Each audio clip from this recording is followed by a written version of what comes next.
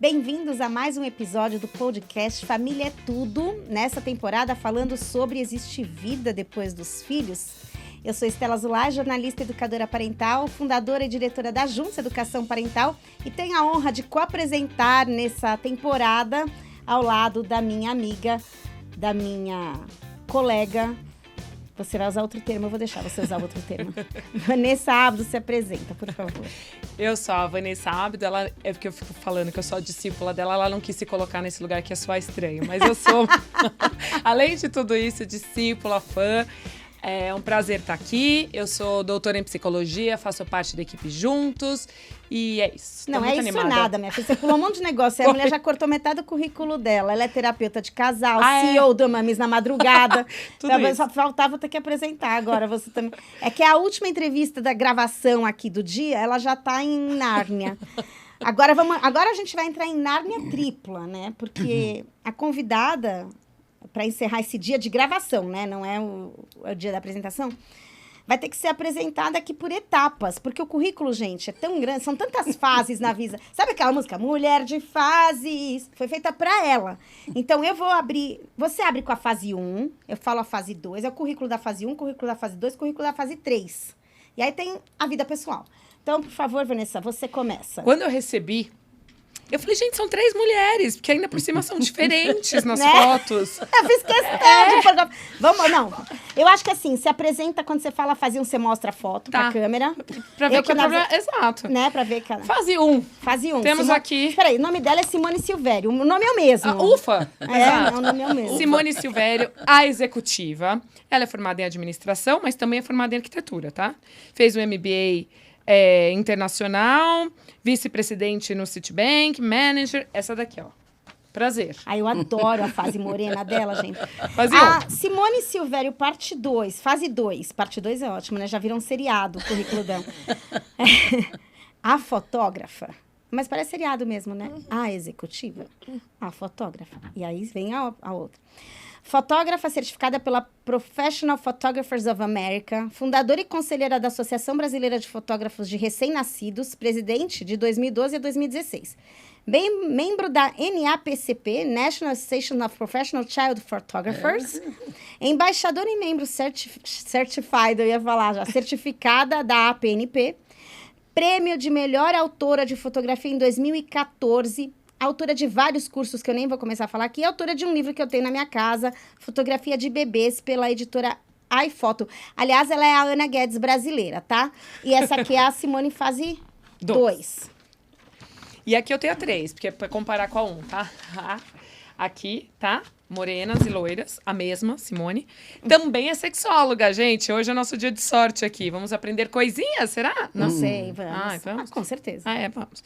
Então, e é formada como terapeuta de casal, tá cursando sexologia, pós-graduação em sexualidade. Tô muito curiosa com isso tudo aqui. Bem-vinda. Né, Vanessa? Além disso, tudo. Ela é casada há 25 anos com Jael Prado. Fotógrafo, formado em engenharia civil. Você pôs o currículo dele aqui também, gente. Não, a noite é sua, o dia é seu. Não sou ninguém sozinha, amiga. Eu sabia que vinha uma resposta romântica. Gente, eu explorei porque eu sabia que vinha alguma coisa assim. Mas ninguém ia falar assim aqui do marido. Ninguém, nem da esposa, ninguém. Então, né, tinha que ser com você. Então, eu vou dar um pouquinho de bola para ele aqui, falar que ele é formado em engenharia civil pela Poli, USP, MBA pela USP também, em coaching pelo Teachers College da Columbia University, porque você sabe, né? Atrás de um grande homem tem sempre uma grande mulher. Não, é ao lado. Eu sabia. Eu queria causar. A Simone é mãe de 4 filhos. O Gustavo, que tem 31, formado em rádio e TV pela Belas Artes, mestre profissional em RPG, casado com a Luana. A Gabriela, 28 anos, atriz formada pela Escola Célia Helena, professora de artes cênicas no Centro de Arte de Barueri, mãe da netinha dela, Betina, de 5 anos. Acreditem, essa mulher já é avó. Alessandra, 21 anos, formada em Estatística e Ciência da Computação na Universidade do Arizona. E o Dan, de 20, cursando Women and Gender Studies na Temple University da Filadélfia. Eu não posso deixar de falar que o Dan era Carol antes, né? E passou a ser Dan com... O processo começou Perto dos 14. Dos 14, né? Mas agora a gente vai falar um pouquinho da sua carreira, né? Que, gente, pelo amor de Deus, vamos lá. Simone, você começou a trabalhar com que idade? Eu comecei a trabalhar muito cedo. Aliás, antes de mais nada, muito obrigada por ter aceito esse convite. É uma honra ter aqui. Aqui é tão amiga. A intimidade é uma porcaria, né? Assim, num português muito bonito e fino. Porque eu já entrei perguntando, né? Mas eu tenho que agradecer o fato de você ter aceito esse convite. Um mulherão desse. Na verdade, eu que tenho que agradecer a honra de ter sido convidada. Muito obrigada. Meu Deus do céu. E não era para você ter falado que você já tinha um livro meu na sua casa, porque de qualquer jeito eu trouxe um para te dar. Porque eu achei que ia ficar bonitinho te dar aqui ao vivo. Gente, mas não tem problema. Ah, meu Deus. Da minha casa eu dou pra Vanessa. Pronto. Que tá sem autógrafo. Exato. Eu vou querer Esse com autógrafo. tem uma dedicatória bem bonita. Ai, eu não vou ler agora. Contando senão... o que eu sinto por você. Lindo. Vocês querem saber, né? Não.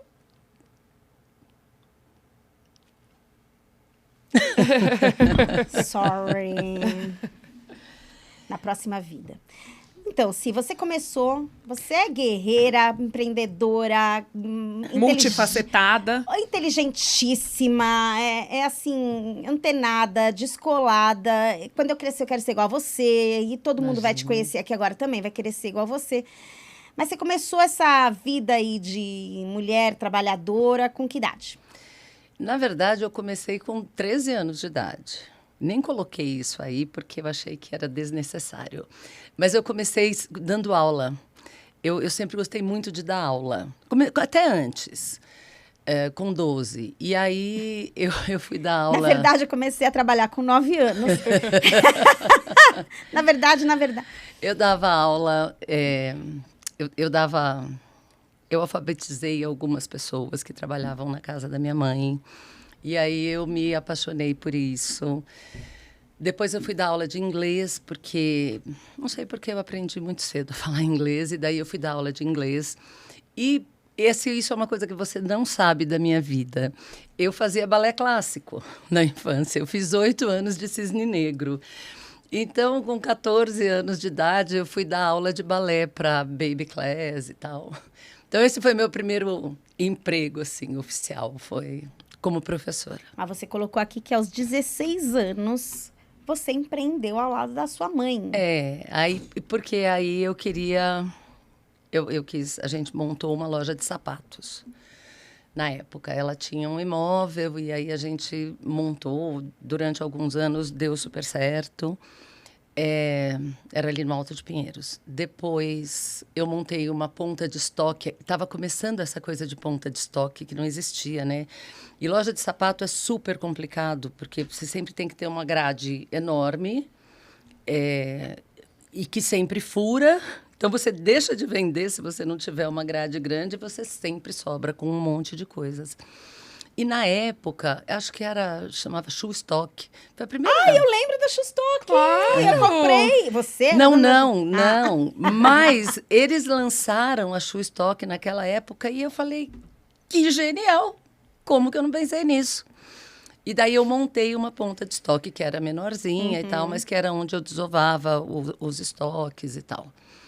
E é engraçado, eu estava falando isso outro dia, que eu comecei a trabalhar cedo e depois disso também eu fui para o Bradesco, fui trabalhar no Bradesco, trabalhei lá como chamava? Escriturária, aí fazia parte de abertura de contas e depois subi um pouquinho.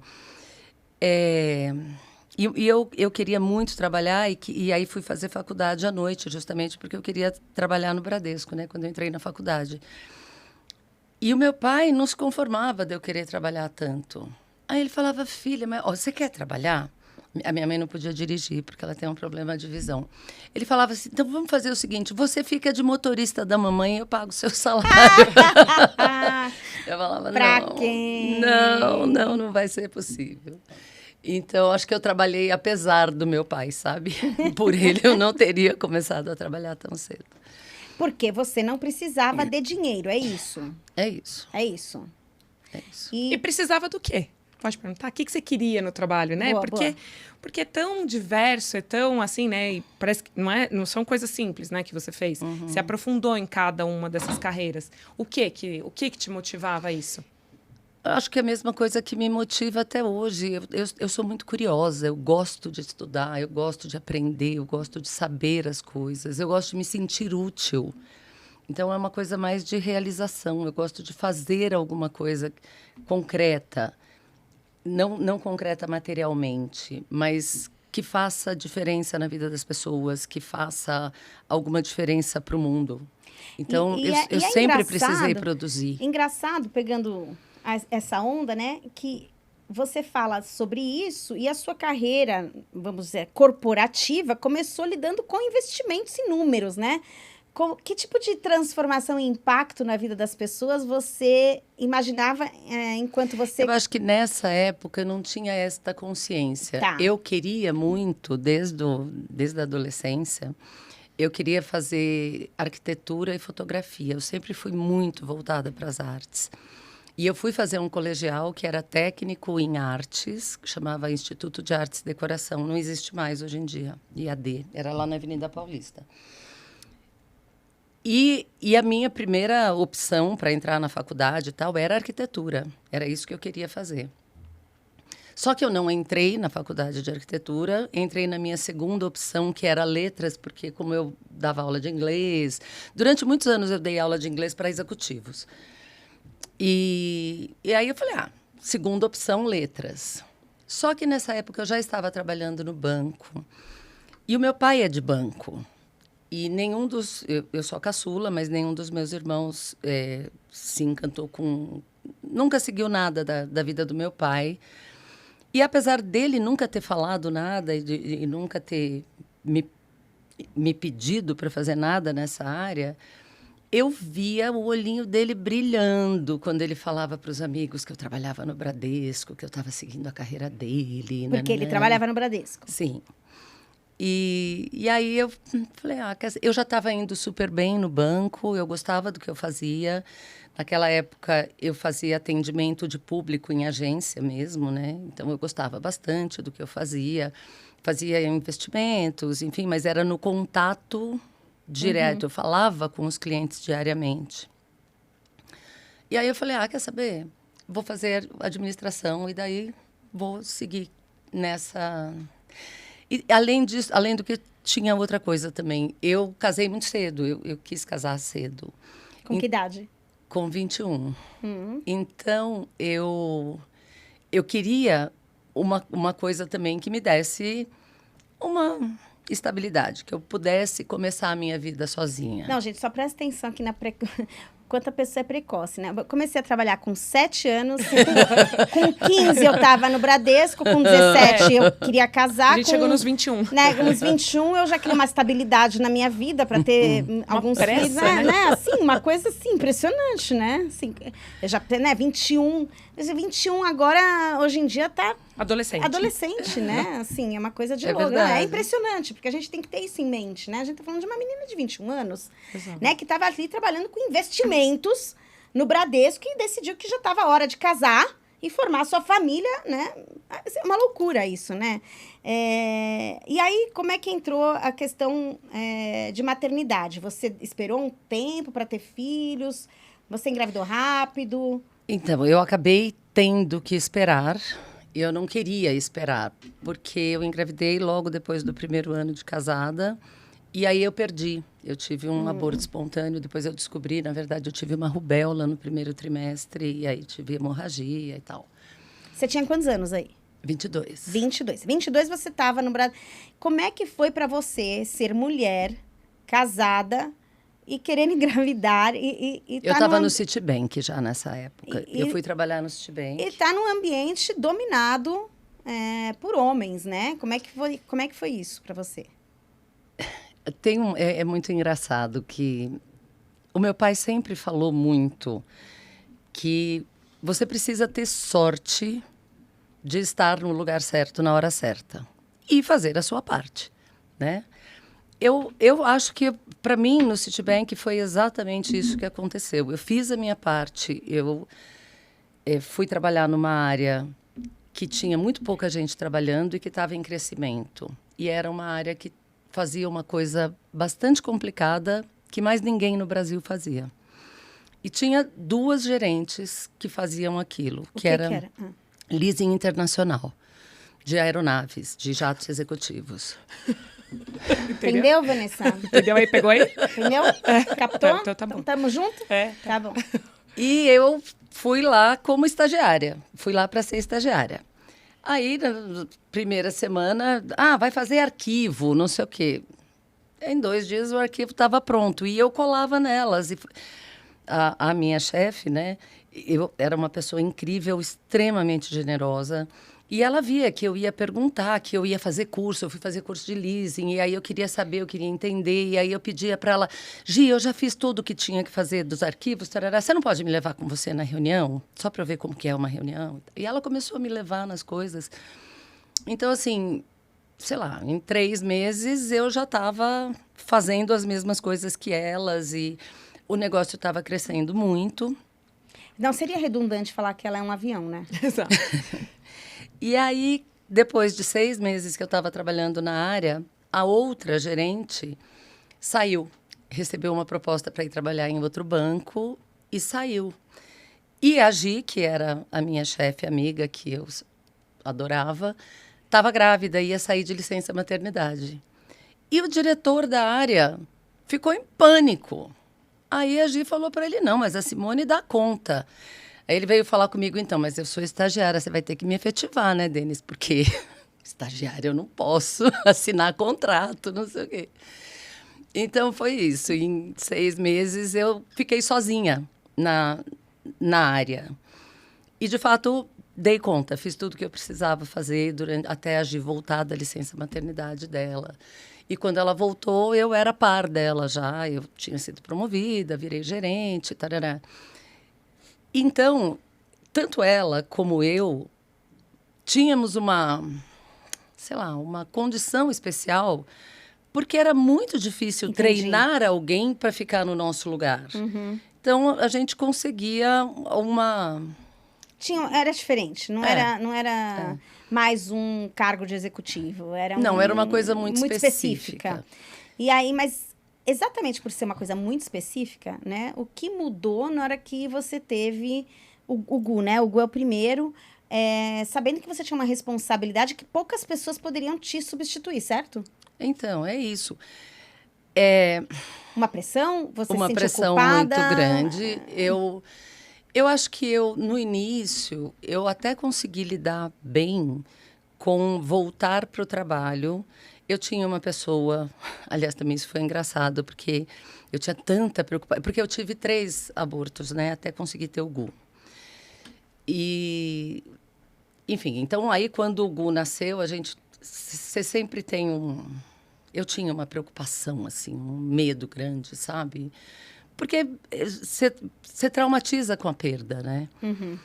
E acho que na época que você perdeu, não se falava, né, desse luto Não. das gestações que não iam para frente, né? É uma coisa muito recente que as pessoas colocaram voz e os bebês arco-íris chegaram. Porque era, perdeu, mas normal, o primeiro filho perde mesmo. Tinha uma desqualificação desse luto, dessa dor, né? Isso, não exatamente. Não se olhava para essa mãe. Para te falar a verdade, eu fui resolver essa parada uns 4, 5 anos depois, assim. Que aí eu tive um dia lá, uma crise de choro, né? Daí que eu entendi o quanto aquilo pesava. Doía. Claro, doía, claro. Enfim, mas aí eu já tinha feito a conta toda. O Gu nasceu em agosto, eu ia ficar de licença maternidade por 4 meses, depois mais 1 mês de férias, tarará, e eu vou voltar no dia tal de janeiro. Em setembro, eu já contratei a babá.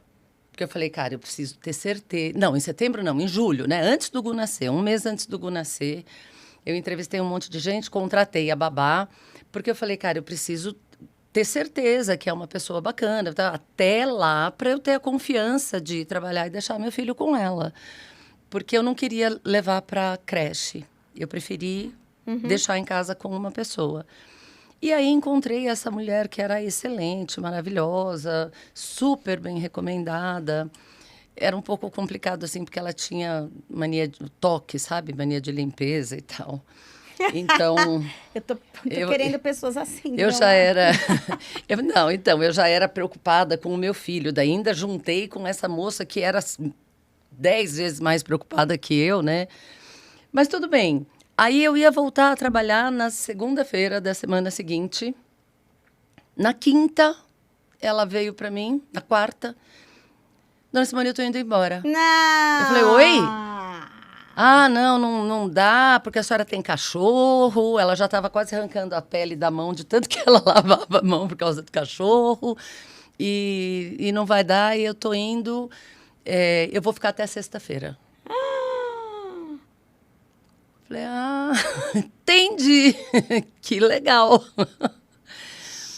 E aí, mas foi uma grande sorte mesmo na minha vida ela ter feito isso. Porque daí eu falei com alguma babá, eu morava num prédio na época e tinha a reunião das babás lá embaixo, né? Brincando com os meninos lá no parquinho e tal. Aí eu desci e falei, gente, vocês sabem de alguém? Eu estou precisando de uma babá urgente. Eu queria que fosse alguém conhecido.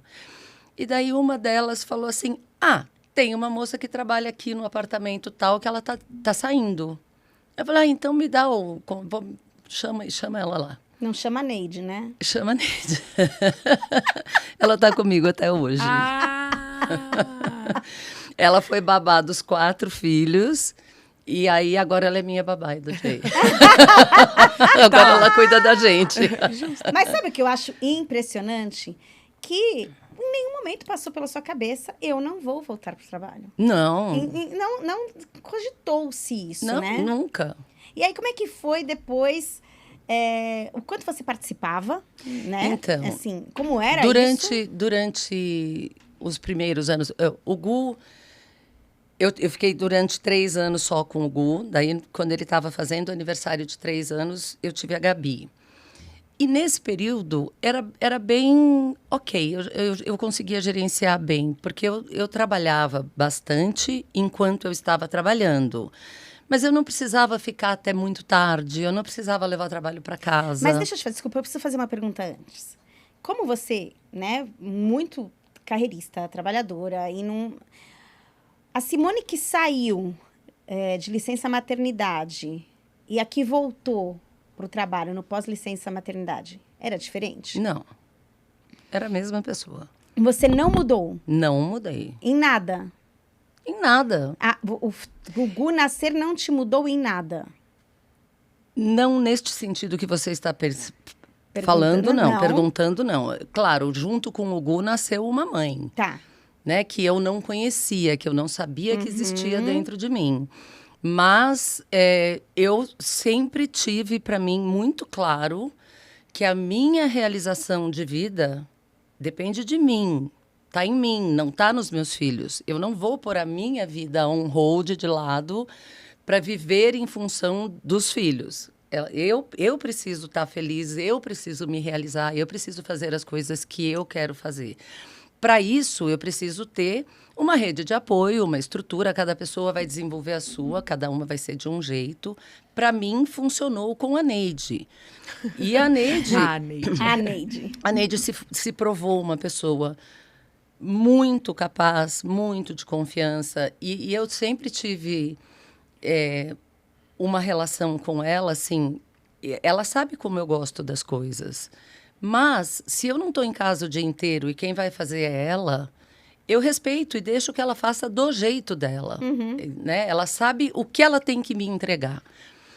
E aí teve uma coisa que foi uma dinâmica engraçada na nossa vida, porque como eu trabalhava muito e ficava pouco com as crianças, eu não queria estar dando bronca. Eu não queria chegar em casa e ficar dando bronca.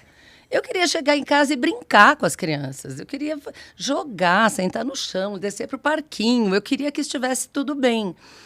E a Neide é brava pra caramba. A minha madrinha lá, a amiga da minha mãe, que já morreu, chamava ela de Gestapo. Meu Deus! Falava que, ó, chegou a Gestapo, porque tinha hora para fazer isso, tinha que dar comida, tinha que dar banho, tinha que não sei o quê. E às vezes eu chegava e pegava, e falava, não, hoje nós vamos ficar assistindo, sei lá, vamos assistir um filme até mais tarde. Ela vinha, Simone, depois ela não vai acordar de mau humor, não, tem que dormir. Dá beijinho de boa noite, levava para dormir. Disciplina.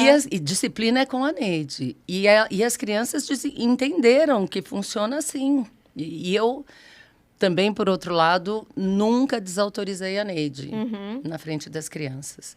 Às vezes eu conversava com ela depois, falava, pô, Neide, também você não precisa pegar tão pesado com as crianças, papapá. Nós temos uma dinâmica muito parecida, porque eu também nunca quis parar de trabalhar, né? E tive a Gilmara e tenho a Gilmara até hoje na minha vida, né? Eu tenho a Ana. Você tem a Ana? Eu tenho a Ana. Eu acho que mulheres fortes têm sempre uma eu tenho mulher a forte junto, né? Dentro de casa. É uma potência, aliás. Ana, tamo junto. Gilmara, tamo junto. Neide, é nóis. E a Ana, é isso aí que você tá falando. Tipo, a Ana tem um ser humano que manda em mim no planeta. É a Ana. E é a a Gilmara. Neide. É a Gilmara. Gente, vamos fazer uma... Acho que a gente vou tem chamar que elas. umas rodadas aqui. Gente, vocês não têm noção. Eu engordei muito nas gestações, né?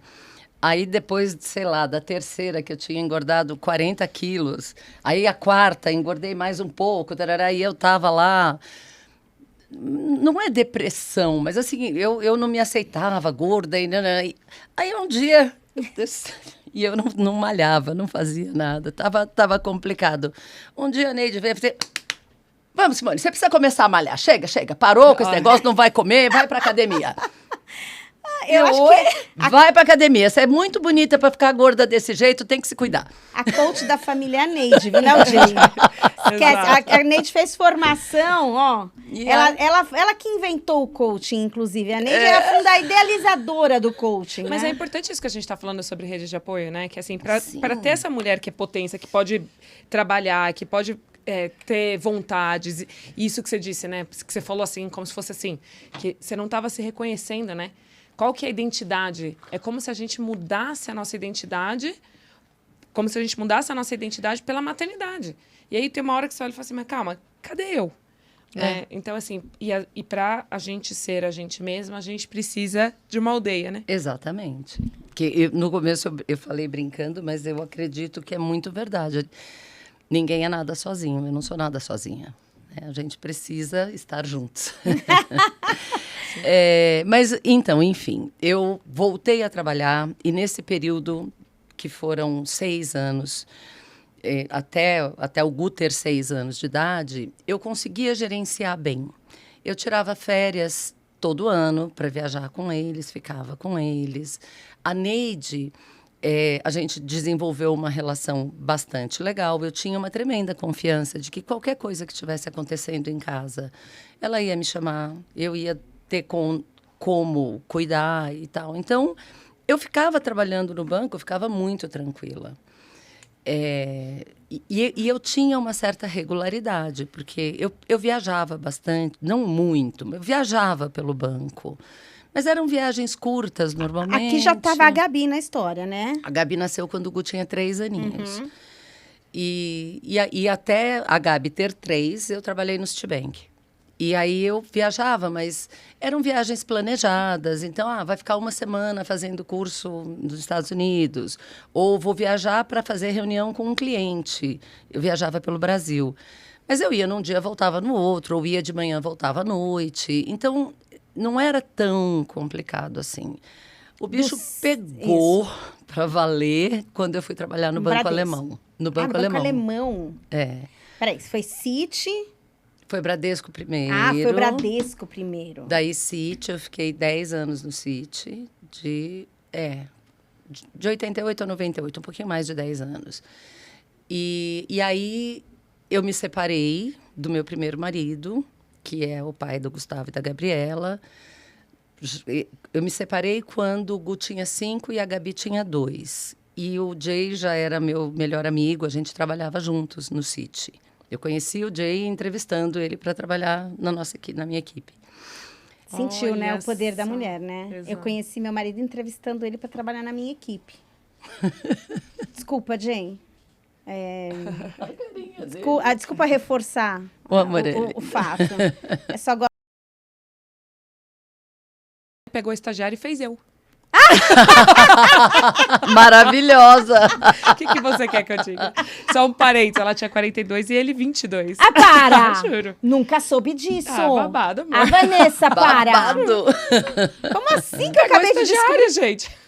Mas volta. Não, como volta? Peraí, cadê a cerveja, gente? Uma dose de uísque. Maravilhosa, adorei. A mamãe, chuchu. Não, enfim, e aí eu saí do... Então, eu me separei já, engatei com o Jay, e aí nós trabalhávamos juntos. E aí estávamos juntos, namorando, fomos morar junto imediatamente e tal. Alguém tinha que sair do banco. Ah, porque não podia pela... Quem você acha que foi? O Jay. Lógico que não. A corda sempre estoura onde? Ah, com certeza. No lado mais fraco. Uhum. Mas, enfim. E aí eu saí do City. Eu só tô fingindo, gente, porque eu conheço a história dela. Mas é só pra dar emoção pra entrevista. A dela e a de todas as estatísticas, né? A gente sabe, a gente já sabia. É verdade. E aí eu fui trabalhar num banco alemão chamado WestLP, que é um banco de investimentos. É um banco estatal alemão que faz, na época, o meu chefe estava trazendo para cá essa parte de financiamento de investimentos, de financiamento estruturado, que a gente chama de financiamento estruturado porque é um financiamento baseado no próprio negócio. O risco é o próprio negócio, né? Então, e na época a gente fez assim as startups da banda B, por exemplo, de telefonia, BCP. A gente fazia bastante plataforma de petróleo, usinas hidrelétricas, era isso que a gente fazia na época. E eram negócios muito grandes, estou falando de coisas assim de 200, 300 milhões de dólares, eram operações muito, muito grandes. Que o banco não faz sozinho, isso nunca é feito por um único banco. Tem um banco que monta a estrutura, monta a operação toda. Esse banco é o gerente, é o manager desta operação, negocia todos os contratos, analisa o risco, etc. E daí sindicaliza para outros bancos. E o meu banco, o WestLB, fazia essa parte. A gente sempre era o manager do negócio. E eu era gerente de produto, então era isso que eu fazia. Eu estruturava essas operações. Meu Deus. Mas eu tinha que negociar com... Assim, eu tinha... A matriz do banco estava na Alemanha, 5 horas para frente. Meu chefe estava em Nova York, às vezes 2, 3 horas para trás. Eu tinha que negociar com os outros bancos que normalmente estavam ou na Suíça, ou nos Estados Unidos, ou na Inglaterra. Então... Eu não tinha hora para começar e nem terminar de trabalhar. Eu trabalhava muito. E quando chegou o seu terceiro filho nisso tudo? Então, quando a terceira filha chegou, eu saí do banco, porque daí não dava mais. Aí, realmente, foi aí que eu entendi que não tinha condição. Porque eu fiquei 3 anos quase 4 anos no WestLB, com essa função, né, com essa situação. E aí eu não conseguia planejar a minha vida. Eu estava, sei lá, a gente estava negociando um contrato. Aí chegava em algum ponto que não dá, temos que fazer reunião no escritório do advogado amanhã de manhã, então. Só que o escritório do advogado era em Nova York. Aí minha secretária comprava uma passagem e eu ligava, Neide, faz uma mala aí. Passava em casa, pegava a mala, dormia, acordava. Gente, muito louco. E aí começou a pegar muito, porque eu não conseguia levar as crianças no pediatra, por exemplo. E nessa época eu mudei de bairro e fui morar no Morumbi. E aí eu falei, não dá, eu tenho que ter um pediatra aqui perto, né? Aí troquei de pediatra. Eu fui no pediatra uma vez com as crianças, levei a Neide, conheci, falei, doutor, prazer, muito bom, gostei do médico, bacana. Nunca mais ouvi esse médico. Eu não conseguia levar as crianças. Então, a Neide levava as crianças no médico, aí ela me ligava para eu falar com ele, se precisasse alguma coisa. Eu não levei para dar uma vacina, eu não via. E, além de tudo... Te dói isso hoje? Eu já fiz as pazes com isso. Não, tudo bem, mas te doeu. Muito, Muito. muito. E além do que, eu estava separada do pai deles. Então, a cada 15 dias, eles iam para casa do pai. E foi nessa época também que a gente fez o nosso MBA, porque daí no fim de semana do pai era quando a gente ia para a USP fazer aula. Então, para mim, assim, foi muito complicado. Esse período foi muito difícil. Eu sentia mesmo muita culpa. Eu sempre gostei muito de ler historinha para eles, de fazer eles dormirem, de assistir filmes juntos. Eu sempre fui muito participativa, assim, sempre gostei de conviver com eles. E nesse período estava sendo muito difícil. Então, às vezes, eu saía do banco, voltava para casa, lia uma historinha, não sei o quê, botava na cama para dormir, dava um beijo de tchau no Jay e voltava para o escritório. 10 horas da noite. Eu acho que assim, pra gente entender, não dá para romantizar maternidade e carreira, né? Acho que é um tema hoje tão em pauta, equidade de gênero, posição da mulher, mas assim, a gente acaba tendo que abrir mão, porque o mundo corporativo não funciona num ritmo que possibilite a gente de exercer a maternidade de uma forma plena. Mas eu vejo um pouco hoje, Stella, uma coisa diferente, que a nossa geração, e eu sempre falei isso, falava sem pensar. O Jay me ajuda muito. O Jay me ajudava. Porque eu sempre assumi que a maternidade é a minha responsabilidade. Que o cuidado com os filhos é meu. Então, eu tinha isso como uma coisa que estava dentro da minha cabeça, que cresceu assim. E eu acrescentava o trabalho. Uhum. Hoje em dia, o que eu vejo a minha filha, a Gabriela. O Ricardo não ajuda a Gabriela. Eles dividem a educação. A educação da Betina é tão responsabilidade dele quanto dela. E os dois trabalham. Tudo bem, mas o mundo executivo, o formato que ele tem hoje, sendo o pai que queira ser participativo ou a mãe que queira ser participativo, é complicado, gente. Não dá para romantizar, porque é difícil. Você vai abrir, seja homem ou mulher, você vai abrir mão de muitas coisas. Então, claro, a gente tem que levar isso em consideração. Não é uma discussão tão simples assim. Não é. Né? Aí você acaba indo para um outro tipo de carreira que te traz mais flexibilidade, que te traz mais... Eu acabei optando também por uma carreira autônoma porque eu me sentia dona do meu horário, né? Paguei um preço alto por isso. Existe um preço, você sempre vai pagar um preço, amiga. Sim. Né? Então, assim, você escolhe qual preço você quer pagar, certo, Vanessa? Então, terapeuta. Terapeuta faz os seus horários, querendo ou não, né? Mas não tem 13º. Mas não tem 13º, não tem férias. né? Isso. É sobre isso. E aí, como é que foi a transição para a vida de fotógrafa, para depois a gente entrar na vida atual de sexóloga, que eu quero entender isso. E como foi a aceitação dos teus filhos, vendo todas essas transições também? Então, quando eu fiquei grávida da Lê, antes da Lê eu também tive mais um aborto. Por que você tinha tantos abortos, você sabe? Não, o primeiro é o único que tinha uma causa fisiológica, assim, de doença, né? O resto era por deficiência hormonal. Queda de progesterona, enfim. Não, desculpa, mas te interrompi. Nada... Eu investiguei muito, nunca encontramos nada. Tanto é que depois eu tive mais 2, mas, enfim. E na época da Alê, eu estava vivendo uma fase muito, muito estressante no banco, muito. E o meu médico o tempo todo falando, você precisa relaxar. Minha barriga ficava dura, eu já estava tendo contração com 6 meses. E ele falava, você tem que diminuir o nível do estresse. Eu falava, você não está entendendo que isso não existe. Não existe a possibilidade de reduzir o estresse trabalhando com o que eu trabalho. Mas se você não diminuir, sua filha vai nascer prematura. Eu falei, então, você me põe de licença médica, porque se eu continuar trabalhando, eu não consigo reduzir. Então, quando eu estava de 6 meses, ele me pôs de licença médica, levei a gestação até o 9º mês. E já falei para o meu chefe. E aí, esse período, assim, de ter parado de trabalhar e voltado para casa... Aí eu vi o que eu estava perdendo com as crianças, sabe? Aí eu vi o desespero que o Gu e a Gabi tinham para estar comigo. Porque eu brinco, eles me chupavam de canudinho, assim, sabe? Era uma coisa... Então, eu pude ir buscar na escola. e levar no médico. Eles chegavam, sei lá, 4h30, 5 horas da tarde, eu levava para brincar no parquinho.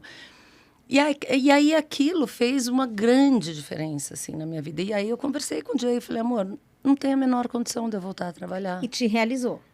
Muito, foi muito bom. E eu acho que foi um período de construir um resgate na vida com os filhos, com os que já existiam, né?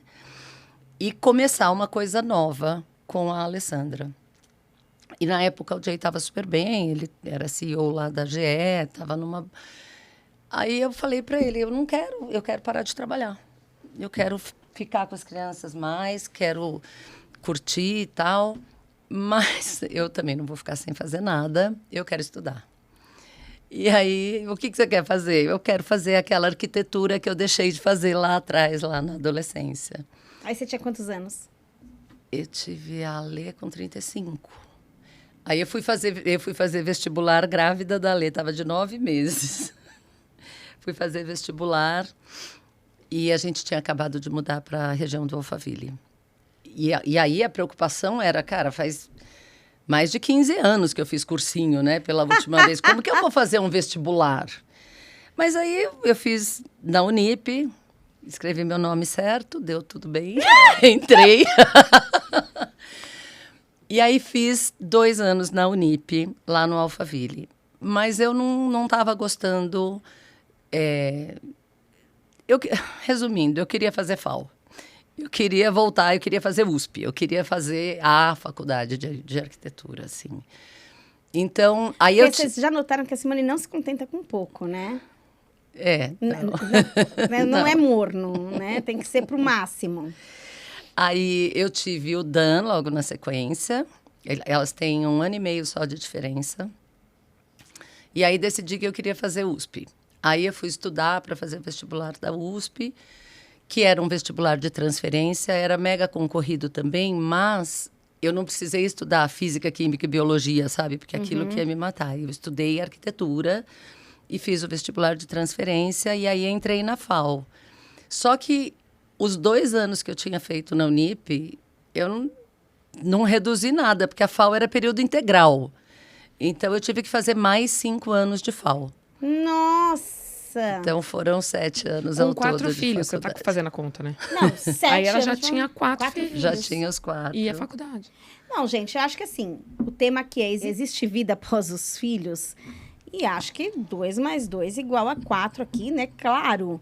Você pode fazer tudo, gente. Você pode trabalhar num banco. Você pode fazer faculdade. Com leasing de avião. Com leasing de avião, né? Que é super simples. 300 milhões de dólares. Você guardou Qualquer esse um. número? Acho que Depois? qualquer pessoa, né? É. Qualquer um faz Normal. isso. Normal. Acho que... Você conhece quantas pessoas você conhece? Várias. Muitas. Não, para, gente.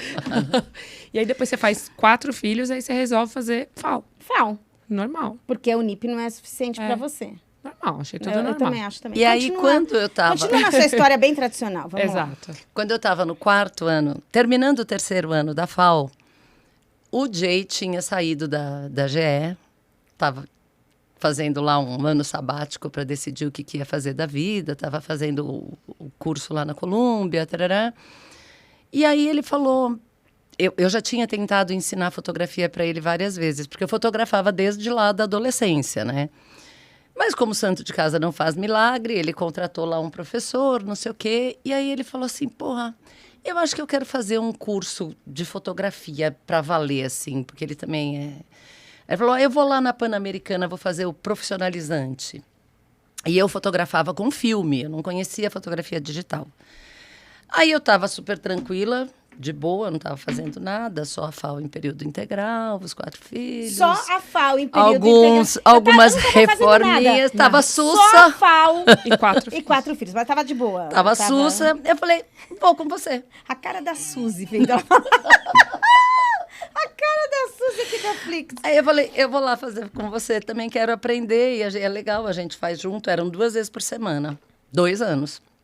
Então, junto com o 4º e o 5º ano da FAO, eu fiz a Pan-Americana de fotografia. E aí, quando eu me formei na FAO em 2010, então formei na FAO e na Pan-Americana, né? Terminei os 2. A gente queria muito voltar a trabalhar juntos. porque a gente sempre se deu muito bem trabalhando juntos e tal, e a gente queria fazer alguma coisa juntos. Ele é engenheiro civil, só que odeia, nunca trabalhou com isso, nunca quis trabalhar com isso e tal. Ele falou, cara, por esse lado não vai rolar. Eu, apesar de ter me formado na FAO, eu não tinha experiência prática para montar um escritório, por exemplo. Eu precisaria voltar a ser estagiária. Eu até tinha conseguido estágio. Tinha uma amiga que trabalhava, conhecia o Sig Bergamin, conhecia uns arquitetos baludões, assim. E ela me falou, se você quiser fazer estágio, já está dentro. Eu estava com 40 e poucos anos, 44 anos. Eu falei, cara, voltar a ser estagiária? Ai, gente, tô lembrando do filme Estagiário lá do... Eu falei, não vou. E aí, a gente se formando na FAO, na Pan-Americana, a gente começou a pensar, vamos trabalhar com fotografia, vamos montar um estúdio e tal. E eu sempre curti muito a Annie Guedes. Eu gostava, eu acompanhava, eu tinha, sabe, aqueles livrinhos do bebê, era com os bebezinhos da Annie Guedes e tal. E eu estava vendo que tinha uma galera de fotógrafas americanas que pegou... O trabalho da Annie Guedes sempre foi autoral. Ela nunca fotografou para uma mãe. Ela tinha uma ideia, fazia um casting, trazia os bebês e ela criava as imagens com bebês modelos. E aí as pessoas se encantaram com aquilo e começaram a falar, cara, tudo bem, eu acho lindo, mas eu quero o meu bebê na foto, não um outro bebê qualquer. E aí umas fotógrafas americanas começaram a fazer isso comercialmente, né? Fotografando para a mãe, para a família. E esse business estava bombando nos Estados Unidos, já tinha uns 4 ou 5 anos. E aqui no Brasil não tinha ninguém fazendo isso. E eu, cheia de bebê lá, sempre me dei super bem com os bebês, sempre gostei, já tinha um monte, e tal, né? Já tinha um monte, já tinha prática com bebê. E eu falei, cara, tem uma oportunidade de mercado aqui. Eu acho que eu posso montar um estúdio e fazer isso. Olha a coisa mais linda. Atenção, gente, olha isso aqui. A Simone é referência, foi, né? Referência. Olha isso aqui. Não, faço questão. É assim, Fábio. Vocês estão conseguindo pegar aí, gente? Eu tô apontando direitinho para a câmera. Olha só. Os gêmeos. Olha que coisa mais linda. Se a gente não tem, infelizmente, a gente não tem tanto tempo assim para falar, né? Dava 2 horas de entrevista. E aí eu queria já passar para meio que a pra fase... Para a parte final. Para a parte que você saiu da fotografia de bebês, né? Seus filhos foram crescendo. O que te levou a se interessar por sexualidade? E como foi toda essa transição, né, dos teus filhos, vendo você sair do mundo corporativo, indo para um empreendimento com o seu marido, né, o Jay, e também entrando agora nessa nova jornada aí da sexualidade. Queria que você conectasse um pouquinho tudo isso. Vou tentar fazer isso de uma maneira resumida, vai, que eu sei que eu falo muito. Não é que você fala muito, que tá uma delícia te escutar, mas é que... Não dá tempo, eu sei. A gente nem olha mais pra lá, porque ela já tá, tipo assim, com o tempo, entendeu? Tá bom.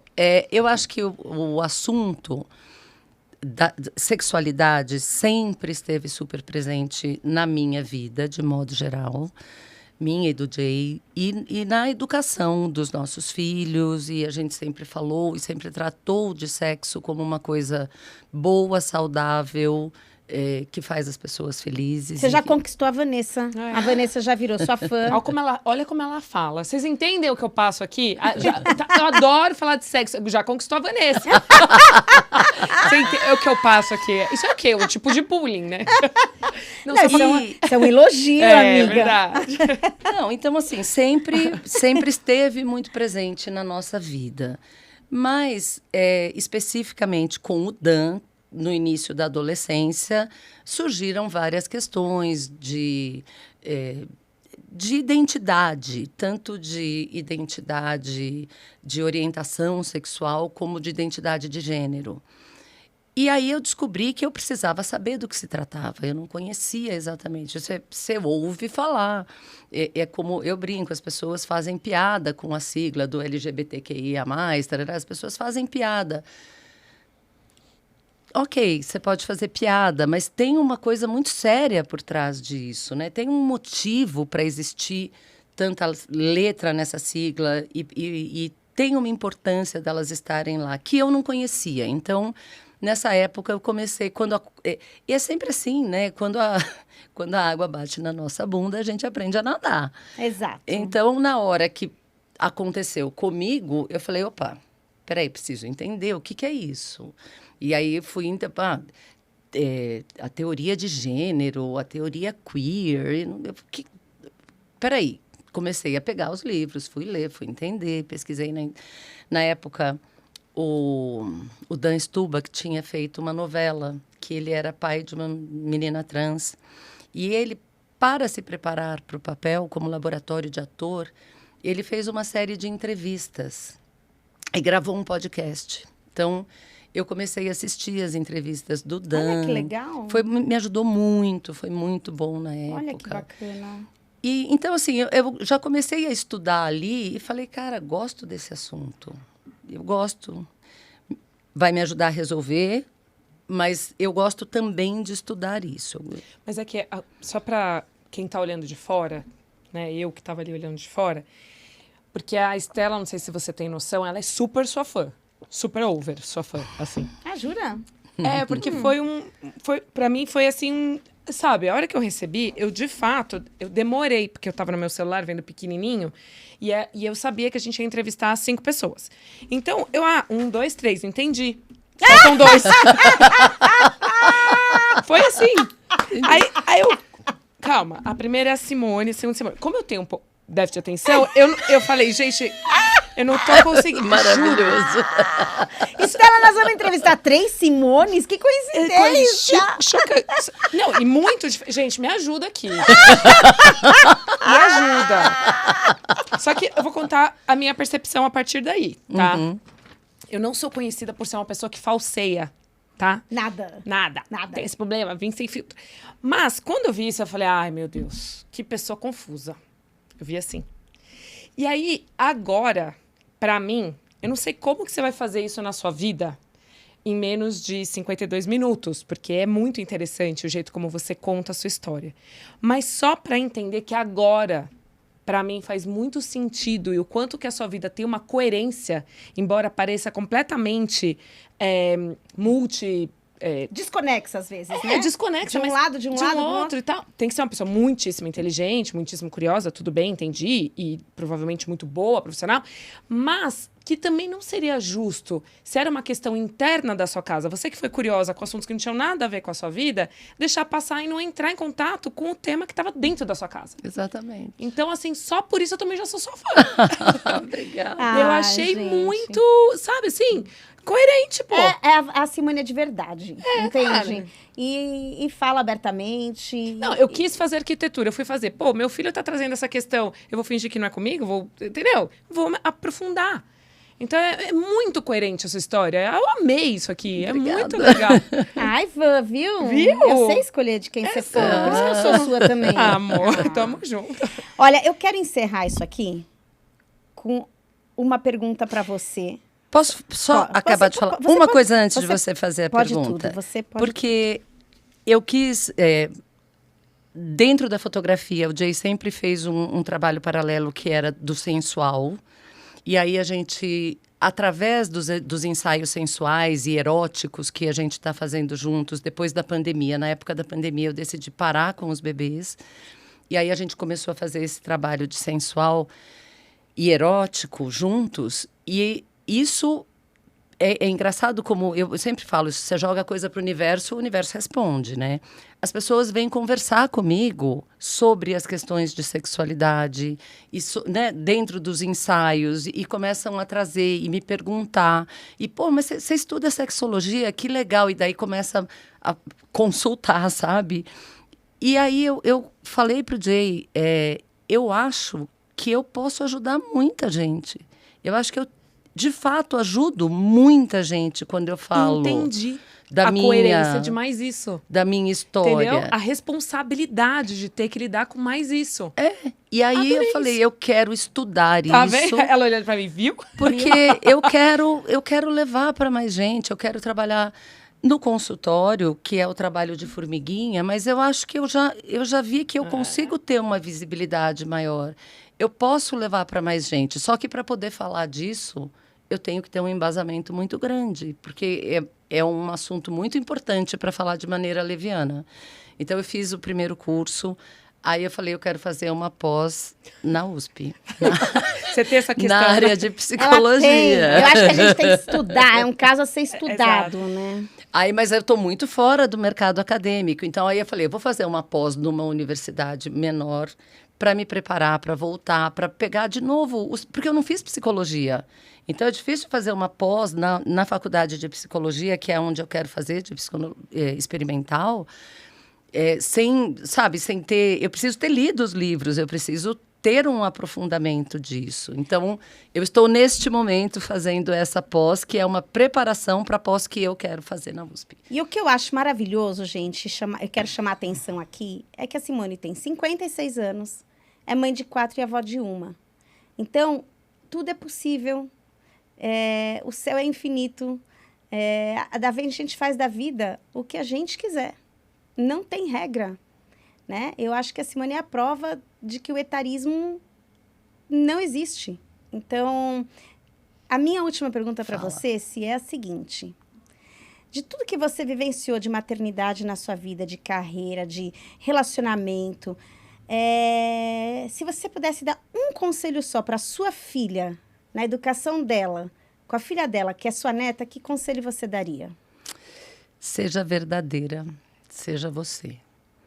Não, porque a gente, às vezes, tem a ilusão de que os filhos precisam achar que nós somos muito bons, porque nós somos os heróis deles.